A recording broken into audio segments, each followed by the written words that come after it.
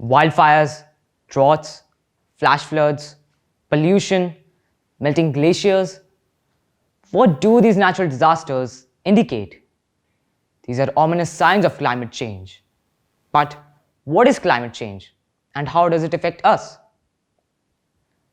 This is one of the questions that intrigued me as an 8-year-old when I found about these terms through a TV show that I was watching. From then on, I have been leading my journey as a climate activist. Change often brings improvement, but not all changes are for the good. And one such change is climate change. Newspaper headlines warn us in large bold letters. Climate change is the next big threat to humanity. This is not just a change in the complex mechanism of nature, but something which will inevitably affect us in our near future.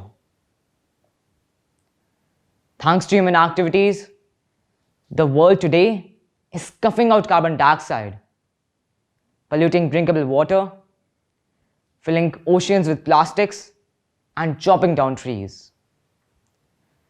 This is basically an open invitation to global warming, which in turn will lead to several catastrophes, including sea level rise, extreme droughts, extinction of flora and fauna, unprecedented rain, unseasonal floods, and ultimately an irreparable damage to our global climate.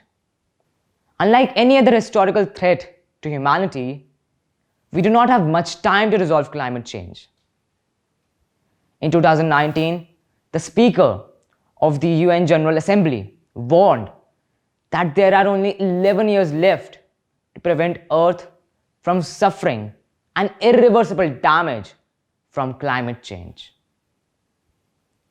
Yet, knowing about this alarming situation, our leaders are doing too little to protect us from this climate crisis. Because of their incompetent policies, the AQI of India's national capital, Delhi, has reached disastrous proportions.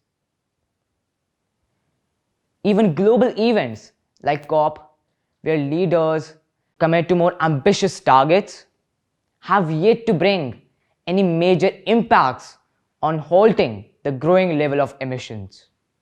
But the question here is how we as individuals can work to tackle and mitigate the danger posed by the climate crisis. Here, I would like to share my story to hopefully connect you to find your own way of conducting change in your own society. To be honest, when I learned about the climate crisis and its impacts, I panicked. I was horrified to see the danger it posed to my future and my family. I didn't want my families to become victims to this menace. Hence, I decided not to wait for others and start working on my own for a better world and a better future for myself, my family, and my friends. I started small by planting trees every weekend and by cutting the use of single-use plastic as much as possible. I also made a motto in my life of each one, teach one to plant one. I also made a rule in my life to give plants on birthdays of my friends as well as anniversaries of my relatives, which inspired many in my social circle to follow the suit. In 2019, I went on to expand my environmental activities by joining a group which had an aim of increasing green spaces all around India. We planted trees at different locations every weekend, as well as took care of the ones planted earlier. Along with the team, planted more than 3,000 trees all around Delhi NCR, ranging from road dividers to parks, and from the Yamuna bank all the way up to the Gazipur dump yard. As the number of trees grew, so did our challenges. Many a times, we would see our trees being damaged or chopped down by the pedestrians or the passers-by. We would also face resistance by the locals of the area against planting trees. It was with great difficulty that we were able to reach to an agreement with them. All of these activities were becoming a part of my daily routine until 2020 arrived and brought a pandemic with it. The COVID-19 pandemic. A lockdown was imposed and all of our work halted in a sudden moment.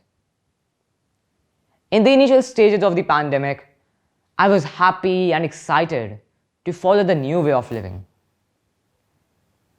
The wide integration of technology in our lives, from movies to books and from our schoolwork to meetings, just fascinated me because it was something different and new which I had never experienced before in my life.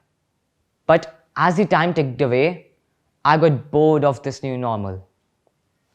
I realized that I had been distracted from my purpose of tackling climate change. I was allowing the pandemic to limit myself within my house. Then I realized that I must get back to being a flag bearer. Hence, I decided to start my journey again as a climate activist. To get back on track, I started paying attention to environmental issues that were looming over the horizon. I was shocked to see the massive climate changes and environmental degradation unfolding across the world. May it be the wildfires of Amazon or the furious Atlantic hurricanes. I realized that it was time to make people aware of these climatic issues. So I took to social media to spread awareness about climate change. I made friends with activists around the world and also got involved with them in several online conferences. As the COVID cases stabilized, I got back to doing my plantations every weekend along with my friends. Planting trees after a long time really made me feel better and gave me the inner strength to not get distracted from my mission. Eventually, these plantations got transformed into the Sunday for Secure Future movement, which had an aim of actively engaging youth in climate change activities. We encourage people around the world to take at least one climate action each Sunday.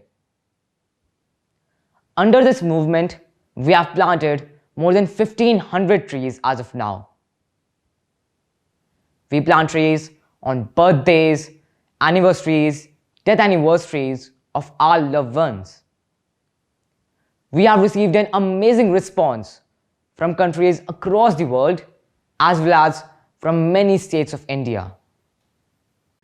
Just before these things were about to take off, India was hit by the second COVID wave, which proved to be a tragedy of epic proportions.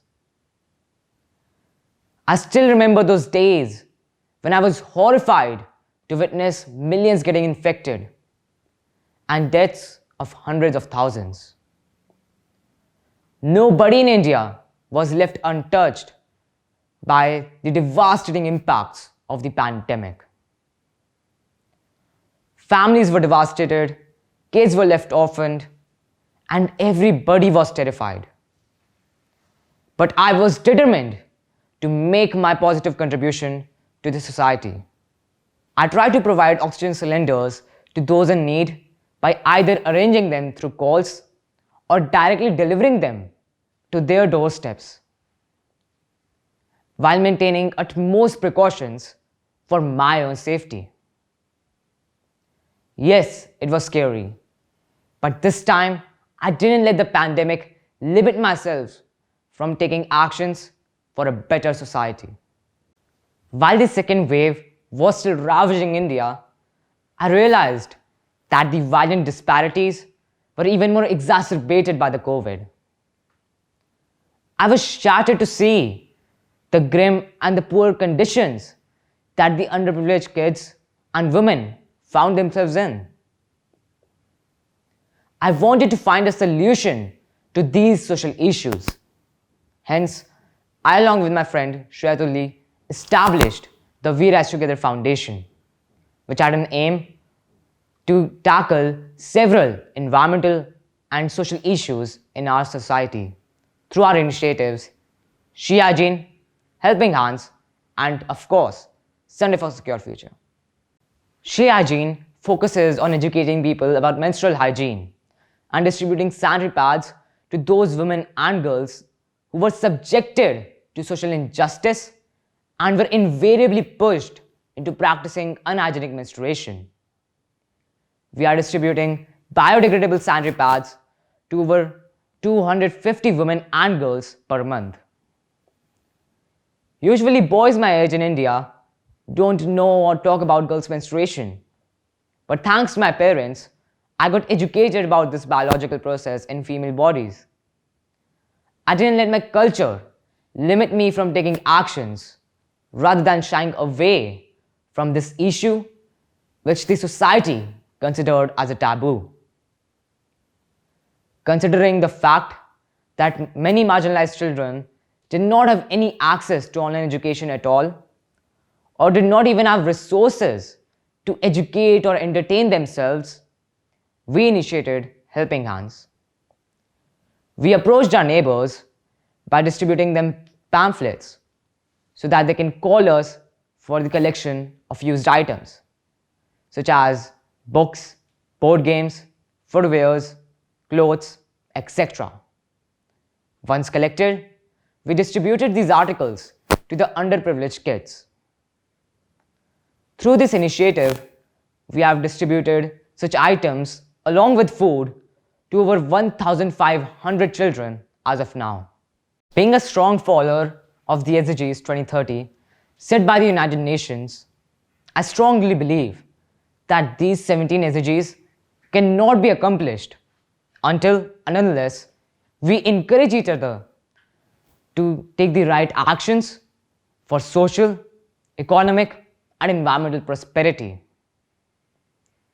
Keeping this in mind, I am mentoring 20 students from 4 different schools about SDGs through the SDG Innovation Program. What an amazing journey it has been, from planting 1 tree to planting 4,500 trees, from working alone to working with a team, from being an ordinary kid to being a climate activist.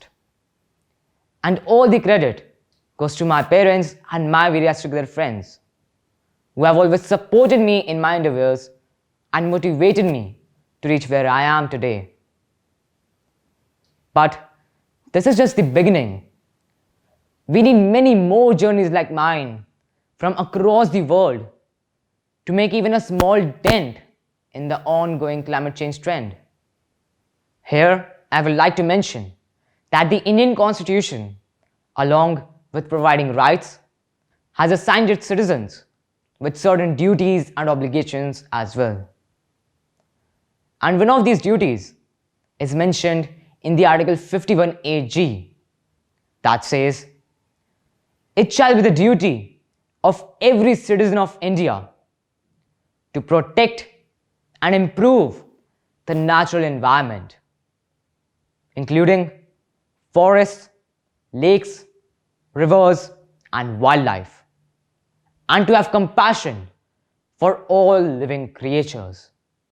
Probably, the world should learn from these simple lines of the Indian Constitution.